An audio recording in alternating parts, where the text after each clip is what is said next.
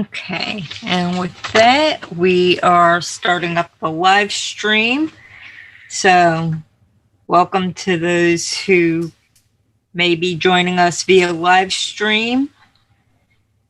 Let's see, chalice lighting. This is the Mother's Day chalice lighting that I found on the UUA website. We light this chalice for mothers and mothering, to celebrate those who have taken on the task of nurturing a young one, baby, child, or youth into adulthood, to celebrate those who have nourished the light of truth and compassion in growing minds and hearts, to celebrate those who have committed time, money, energy to the growth of others in this world. We light this chalice to celebrate and hold dear this flame of love.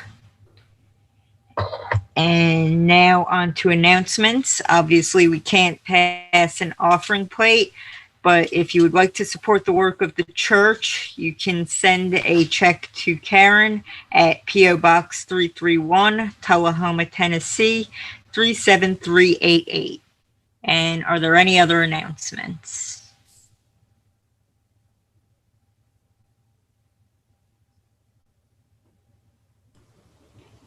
Tom, you going to tell us about Thursday? I will. Okay. The discussion group continues at 7 by Zoom, and we're going through TED Talks and discussions, and start at 7 p.m. and we're usually over by 10 or 9 or whenever we run out of time. Sometimes 10. You're close to 10. Sometimes 10, right? Yeah. Anyway, we'd love to have more and suggestions. If you have a favorite TED Talk you'd like to bring forward or whatever, we'd entertain that. Thank you. Come on. It doesn't have to be a TED Talk, by the way. There's some good ones out there. Just to say, Ricky last time did suggested one that we really got into. It was on You Think You Know About Addiction. You know, it was a very good TED Talk. It was an eye-opener for a lot of us, I think. Who did you say shared that, Ricky? Ricky did. Yeah, Ricky did. And not this Ricky here, but not Rick, but Ricky.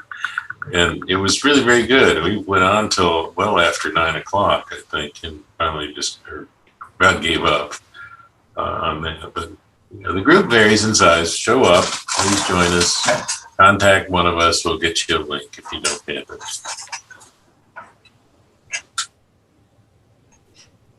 Okay, are there any other announcements? I'm not seeing any hands, so I will move on to our reading. This reading is titled Hope Rises. Hope rises. It rises from the heart of life, here and now, beating with joy and sorrow. Hope longs.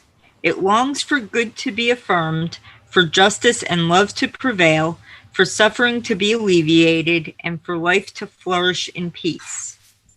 Hope remembers. It remembers the dreams of those who have gone before and reaches for connection with them across the boundary of death. Hope acts. It acts to bless, to protest, and to repair.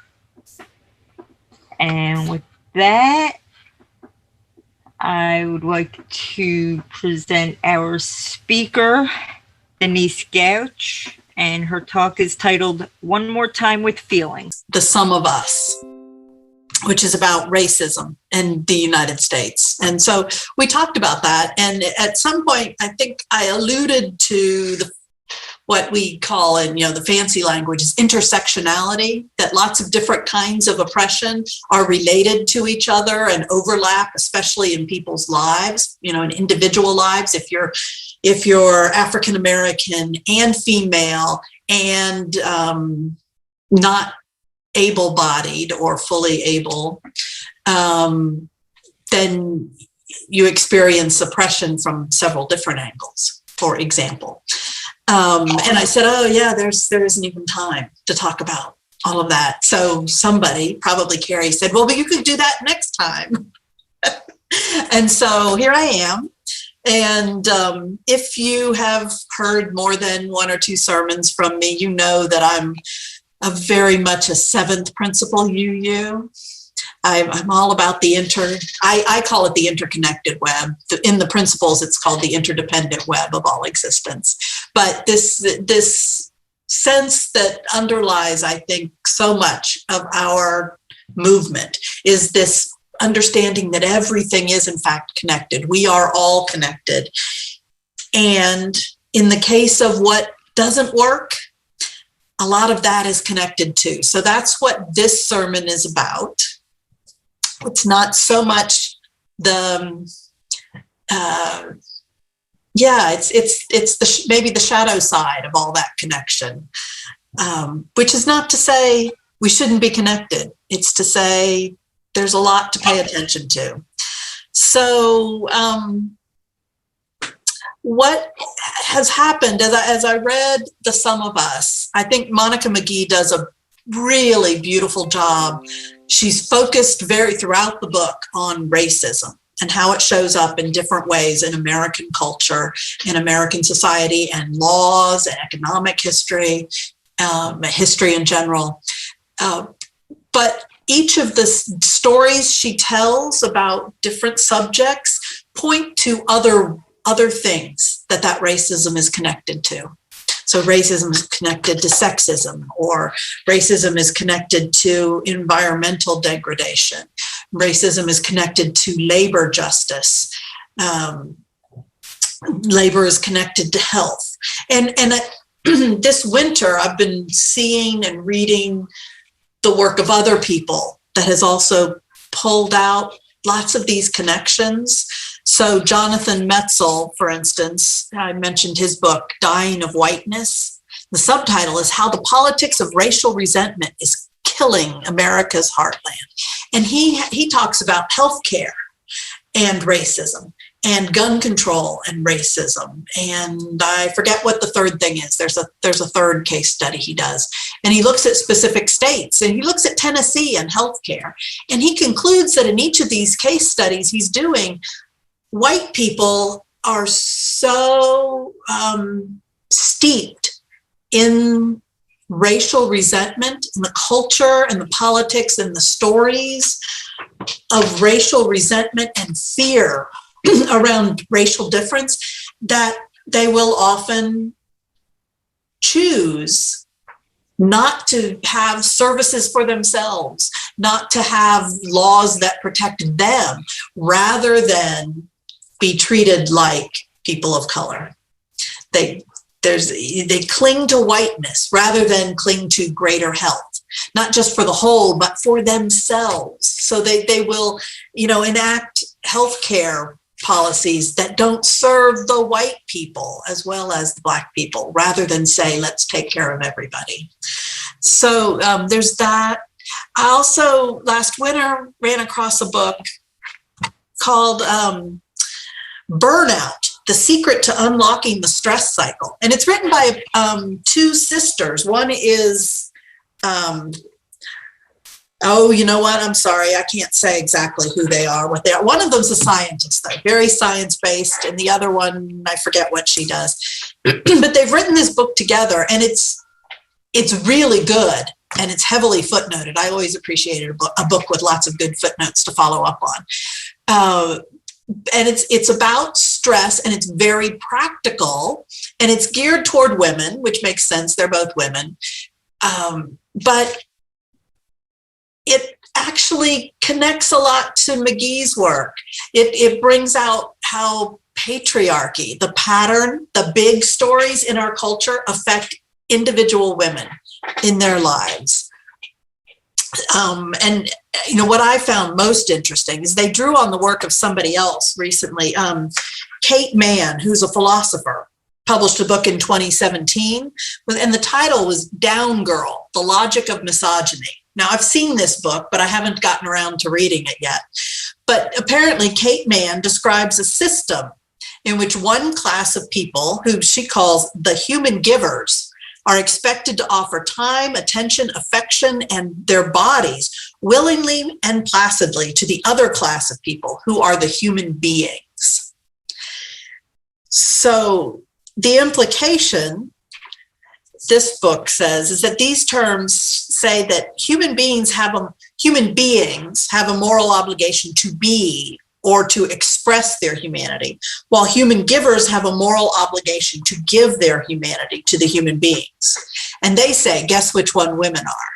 So women are the human givers who are expected at all times to be pretty, happy, calm, generous, and attentive to the needs of others.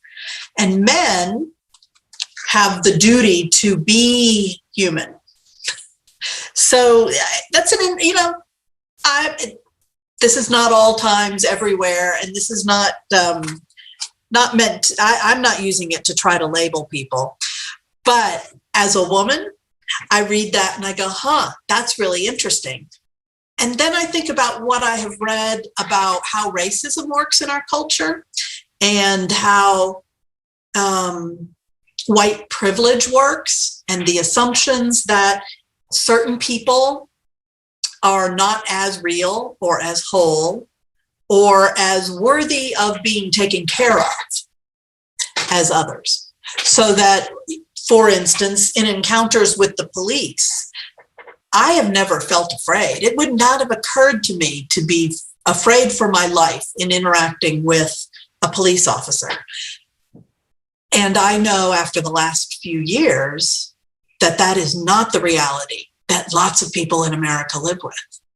And there's, Black mothers and fathers talking about how they raise their children. And this is not an old story. I'm sorry, it's not a new story. It's very old. It's just that we white people haven't been expected to listen to it, to hear it, to know this story. But Black people are, well, in our case, whites have been taught to fear Black people who aren't clearly quiet and submissive. And the fear is so great. This is part of what we're trying to work through in terms of police violence right now. These stories we tell, the things that are ingrained in our lizard brains about what is safe and what isn't, and who is supposed to keep serving other people or making sure not to be threatening. So there's this list of ways that different oppressions interrelate and connect to each other and have parallel stories can get really, really long. There are too many issues. I just started a really quick list, and in 30 seconds, we've got racism. We have sexism. Sexism then is connected closely lots of times to discrimination around gender expression and sexual orientation. There's a whole cluster of oppressions and discriminations. We'll just go with that for now. Around those issues, around gender and sexuality, to put them in a clump that really isn't satisfying all the time. There are issues around ableism. So, the assumption that a real human being is healthy and fit and preferably trim and able to take care of themselves and hopefully a few others. And that kind of person is worth more and to be supported and protected differently and more thoroughly and included much more explicitly than other people. So if you can't get into the building because there's no wheelchair ramp, well, isn't that kind of your fault for being in a wheelchair? Of course, we don't really think that, but that is the message behind how we organize a lot of our gathering spaces. And then there's issues around the earth and climate degradation and what we have done as human beings to the earth, which is our home, to which we are connected, of which we are a part. So that list of places where the stories we tell do not ultimately serve and are not really consistent with our own values can get really long and really overwhelming. I don't know about you, but for me, sometimes it leads to a sense of futility. There are too many issues. There are too many and ever-changing categories. I have a teenager in my house who's, part of a Unitarian Universalist youth group, right? So every now and then we'll get into conversations about all the sexual and gender orientation kinds of realities that people her generation live in. And for her, it's just like breathing the air, because she has friends who are trans and non-binary, and then there's the asexual and demisexual, and there are so many words. And she and I have conversations about, oh my goodness, can't we just all be human beings? And she says, well, but these labels are really important to the people who claim them. So we try to understand them. We try, we love these people, and we try to listen to them express the way they experience humanity.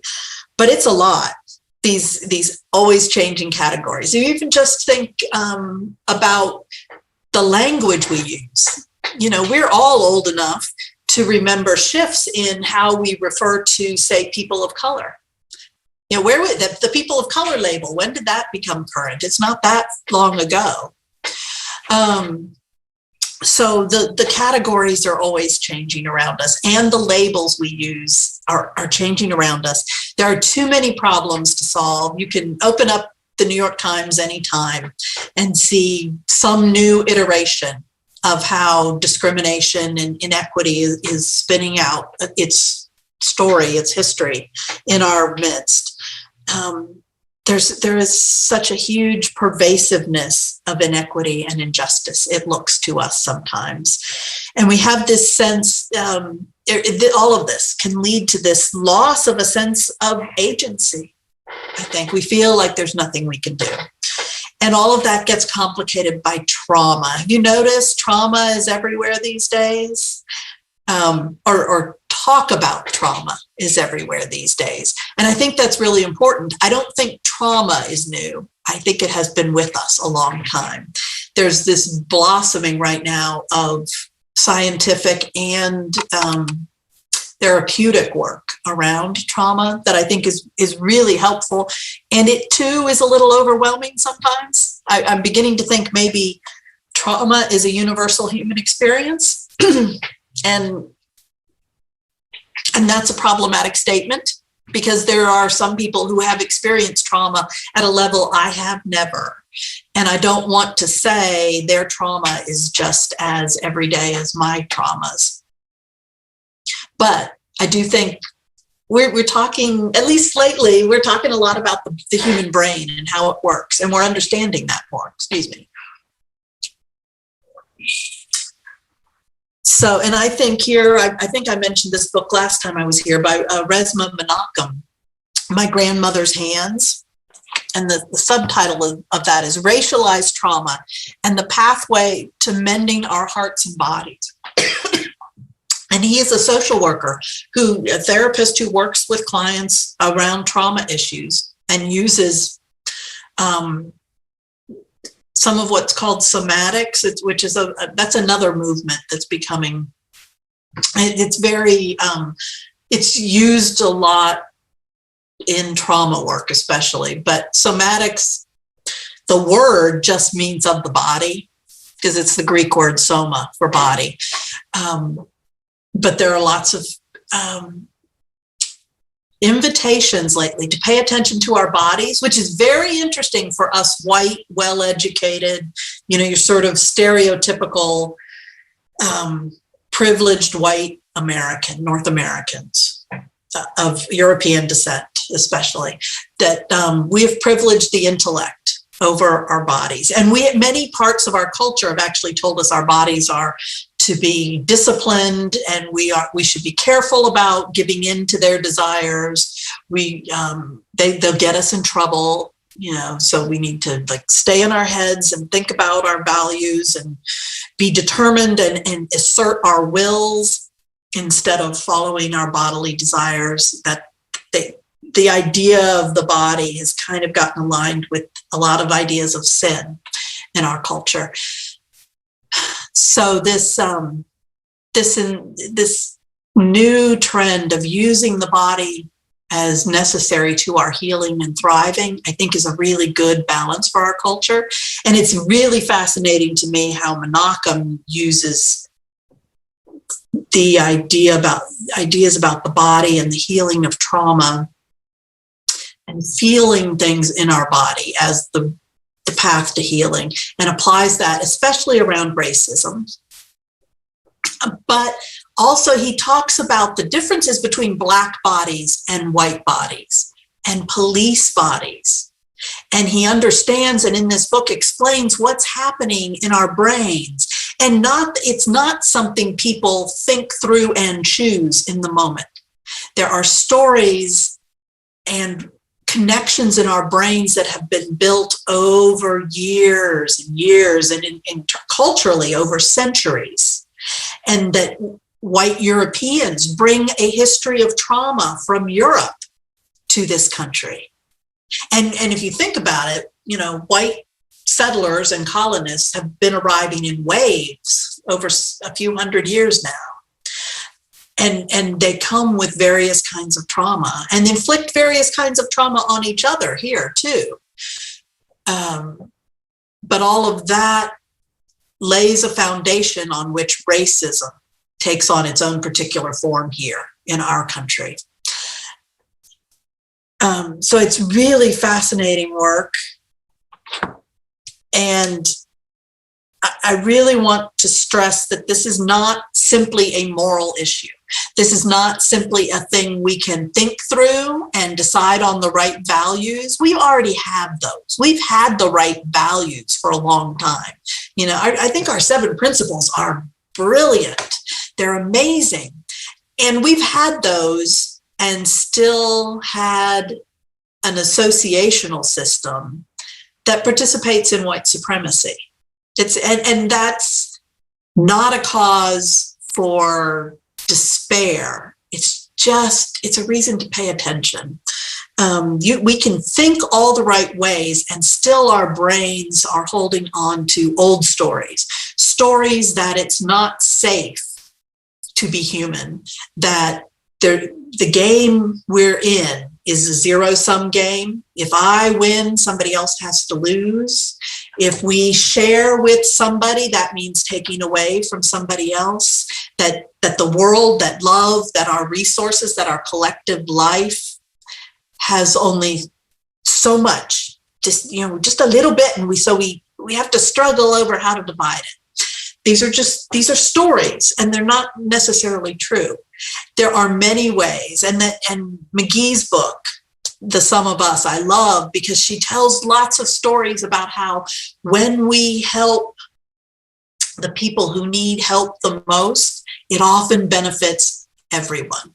So remember that she talks about the curb cut effect. I think I mentioned that back in March. So that's, when intersections in cities, when they put in curb cuts for wheelchairs and people with vision impairments so that they could safely cross streets, it ended up helping lots of other people too. People carrying big packages, people pushing baby carriages, all sorts of things. Now I'm thinking, it helps scooters.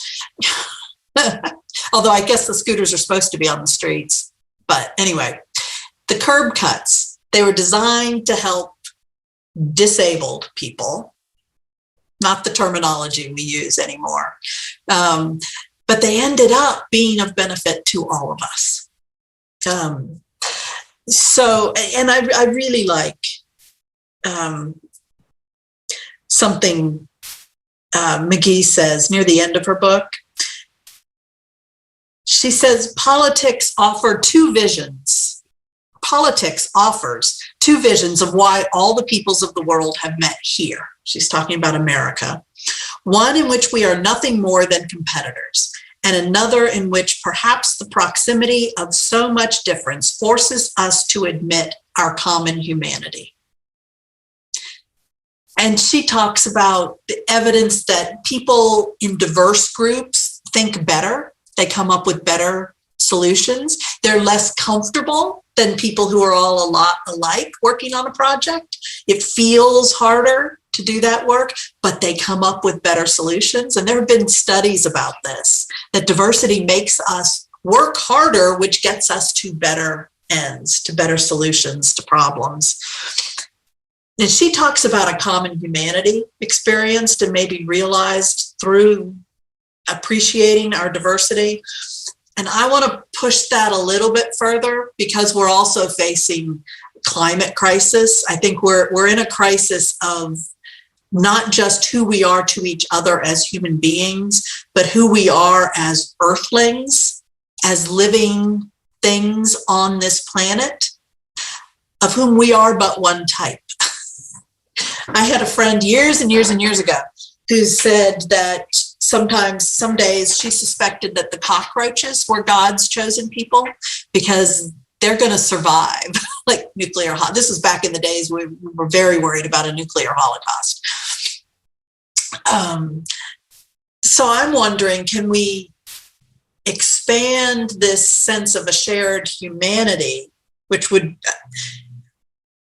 We haven't achieved that. We have to keep thinking about that and working about that and thinking about our species and our commonality and community across just the species. But also, can we see our species, our humanness, as related deeply and thoroughly to the rest of life on Earth? And I also want to then stretch that beyond just life to the rocks and the mountains, because we can't, the earth, the soil, the plants, the life doesn't work without the land it sits on either.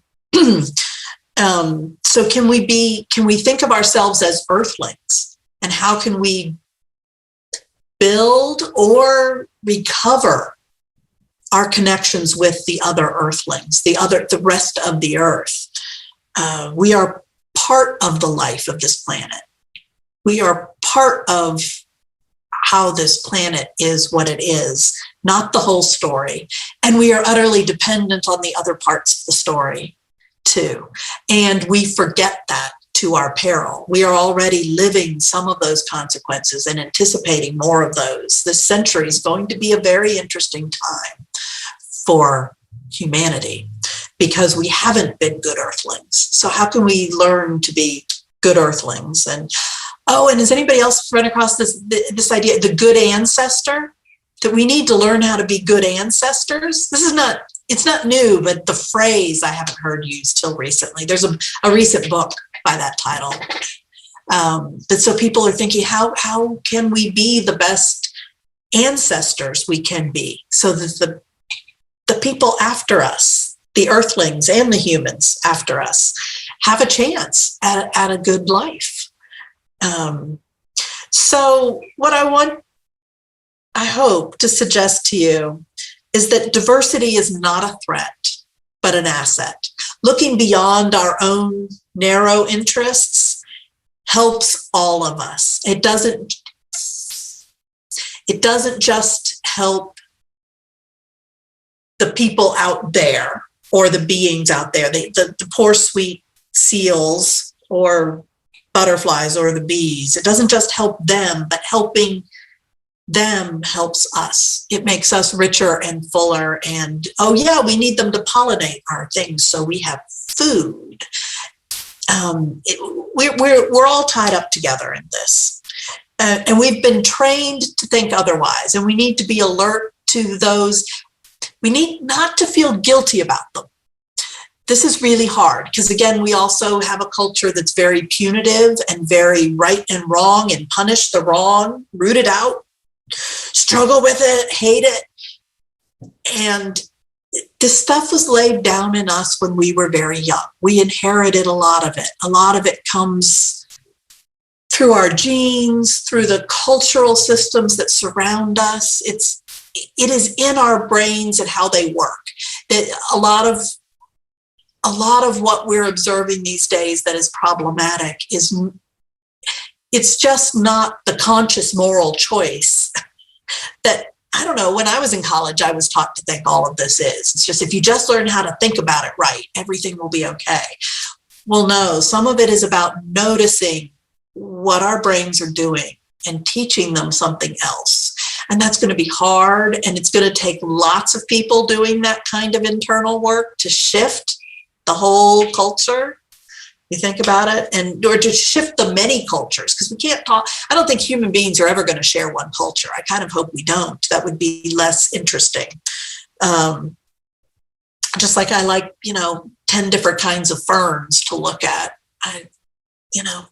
Thousands of different human cultures is really a good thing for the earth, I think. So McGee says, we have not allowed our diversity to be our superpower, but it could be. It could be our superpower. And if it were, she insists, we would all prosper. And I think this is maybe true. So I'd like to suggest that we need to learn how to tell new stories. We need to learn to question assumptions. We need to learn how to be okay feeling uncomfortable, because we've seen, what did I just do? I just did this thing. I just said this thing came out of my mouth. What was that? There's a lot of that, especially when we're in situations with that we don't know how to cope with. When I'm with people of color, for instance, I am now aware of the real differences in our experience of American life and culture in ways that make me embarrassed. And I don't know what to say, and I don't know how to understand, and I don't know how to move from where I am to where I want to be without asking them to take responsibility for teaching me, which is, by the way, the wrong thing. That's the wrong answer. The one Black friend you have is not responsible for teaching you about the history of racism in America, or even what happened last week necessarily. So we need to learn to get comfortable with being uncomfortable. And our cultural stories have told us that to be white means you're supposed to be comfortable. So it's just a new thing we have to learn. We're really good at learning things. We're really good at solving problems. So we need to just practice new responses. We need to learn how to heal the traumas that live in us, that have come down through our ancestors, that we've brought into this American culture, that our ancestors brought into this culture. We need to find new ways of building and maintaining community. And we can do this because human beings are good problem solvers. It's how we got to be sort of one of the apex predators, right? So I see some really interesting,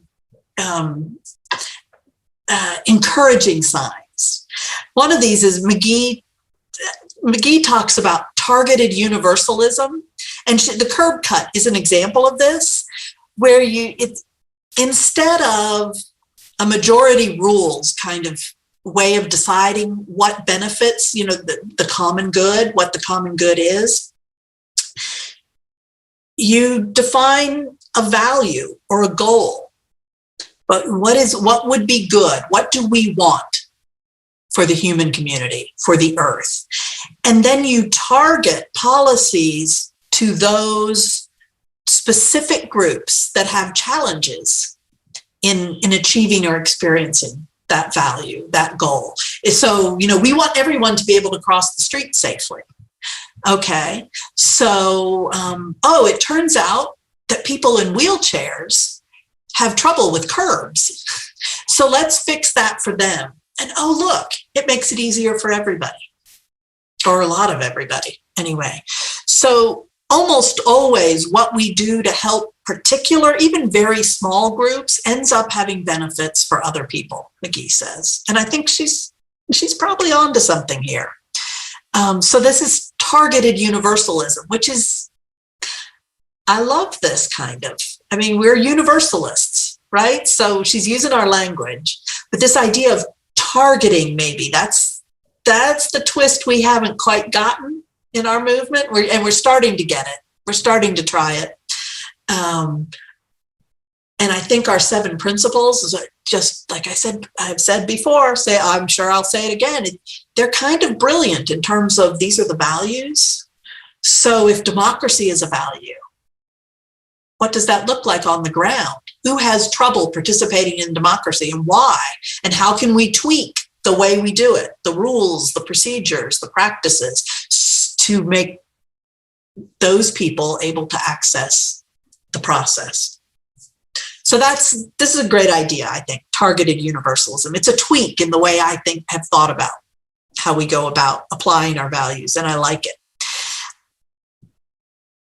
Just last night, and I'll stop after this, I read an article in the New York Times. Came out last week. It was about a gymnast who is 31. She was an elite gymnast. I can't remember. I think she was an Olympic gymnast, and one of the most elite gymnasts in her cohort. But she's 31 now, so she's been retired from gymnastics for some years. And she, during the pandemic, has decided to make a comeback, to start competing again, and maybe would be in the running for the Olympics. Maybe not. But this is really, really strange because there's this long-standing assumptions in women's gymnastics that you peak very, very young. You have to start really, really young, and this is how it happens. You work really, really, really super hard with a coach who really, really, really pushes you, and you peak young, and it's important to be all in because you're going to peak young and you don't have long to be great. And there are starting to be a few elite gymnasts who are older. There's a vaulter from Uzbekistan who's in her 40s, who's been an Olympic Olympic athlete. But people like, and this is, I wrote her name down and now it's gone. Chelsea Memel is her name. She just, during the pandemic, I think she and her father have a gymnastics studio, and she just said, well, here, I'm going to try a double layout, which is apparently really hard. I don't know these things. And she just did it. And, she'd been taught that she was all over. She was done being competitive, being able to do the things that elite elite gymnasts could do. And she said, every little thing I asked, my body does it. And I thought, well, maybe the stories we've told each other aren't true. And what's really interesting in this story in the New York Times, it talks a lot about this culture of abuse and power and obedience that, think about it, young girls, very young, prepubescent, and then teenage girls and very young women, and their coaches. And the model has always been that the coach pushes, and if you're elite and if you're serious, you do whatever your coach tells you. And coaches have insisted that people train and compete with injuries. And sometimes these have had, lifelong effects. And we all know there's also been sexual abuse in that world as well. That's been coming out over the last few years. So now this story is coming up that maybe that's not the only way to be a competitive gymnast, that maybe that's not the only way the human body does these amazing and fantastic things, not the only way to achieve. And so it's an opening. It's an opening. So what stories do we have that maybe can be rewritten? And how can we watch our own behavior, find the points where we're rubbing up against how things are and how we know they could be better? And what in us can we tweak?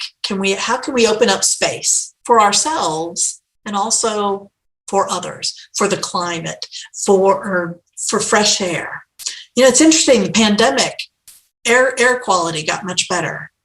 Is there a way we can hold on to that? What can we do? How can we say, oh, this was a good thing for asthmatics?